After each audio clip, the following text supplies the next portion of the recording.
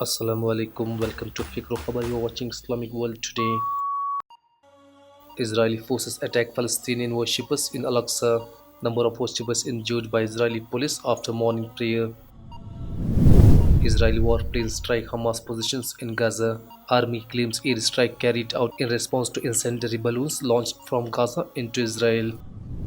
Saudis paid about $500 million for US troops, report. Disclosures stand in stark contrast to President Trump's claims Saudis has already deposited $1 billion in the bank. 11 US troops injured by Iranian strike in Iraq, report. American soldier receives treatment for traumatic brain injuries, says a spokesman from US military command in Baghdad. Trump warns Iran's supreme leader, their economy is crashing, people are suffering, he should be very careful with his words, Trump says on Twitter. 13,000 civilians flee Syria's IDLIB de-escalation zone. Attacks by Assad regime and its allies forces thousands of people to leave their homes.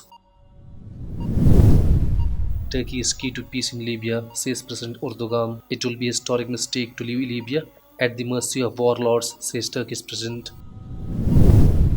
Somalia, suicide bombing kills 3, wounds over 20. Among injured are 6 Turkish nationals, says official. Myanmar continues to deny Rohingya rights.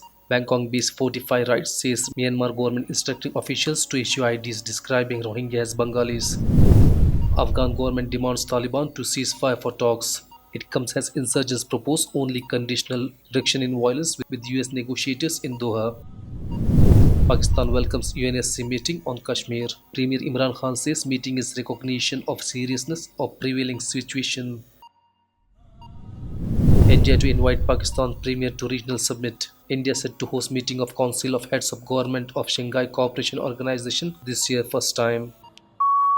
You can find latest and lot more on fikrokhbar.com/English.